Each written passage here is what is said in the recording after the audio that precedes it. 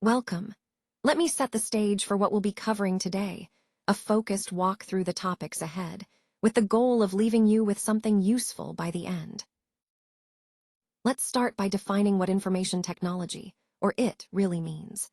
At its core, it is about using computers, software, networks, databases, and electronic systems to handle information, creating it, processing it, storing it, protecting it, and sharing it. Think about everyday examples.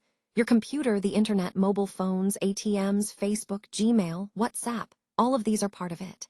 It's everywhere, shaping how we live and work. We rely on it every day, often without even noticing.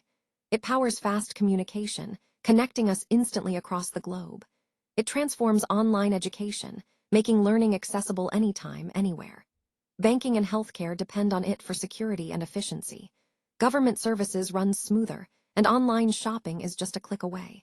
Entertainment streams seamlessly because of it. This slide shows why it is so important. It's the backbone of so much in our daily lives. The first generation of computers was defined by some pretty clear characteristics. These machines were huge, often filling entire rooms. They consumed a lot of electricity and generated excessive heat, which made them tricky to manage.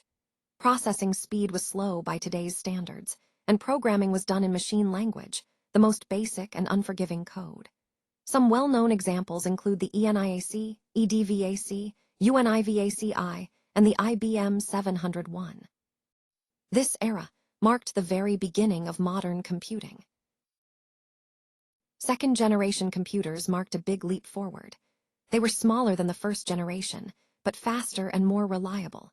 They used less power and produced less heat, which made them more efficient overall. Another key change was support for assembly language, making programming more accessible. Some well-known examples include the IBM 1401, IBM 7094, CDC 1604, and Honeywell 400. This era, starting around 1956, set the stage for the computers we know today. This slide highlights the third generation of computers, marked by the use of integrated circuits, or IC chips. These chips made machines smaller, faster, and far more reliable. Operating systems started to appear, making computers easier to use. Keyboards and monitors became common tools for interaction. This era also brought support for high-level programming languages like COBOL and Fortran. Notable examples include the IBM System 360, PDP-8, Honeywell 6000, and CDC 6600, all groundbreaking in their time. Let's talk about the technology behind the devices we use every day: microprocessors. These tiny chips power personal computers, laptops, and smartphones. They're incredibly fast, yet affordable and portable, making computing accessible to everyone.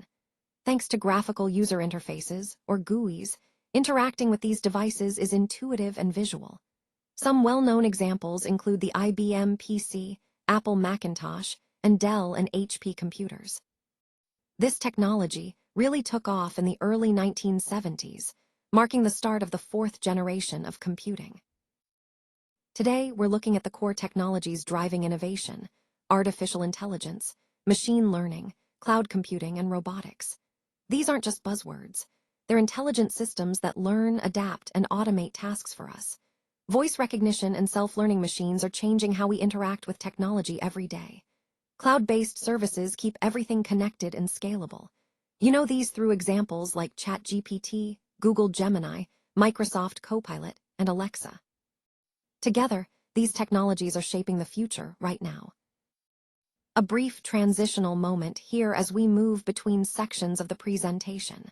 Let's continue forward to the next topic, which we'll explore in more depth. This video was created with SlideSpeak.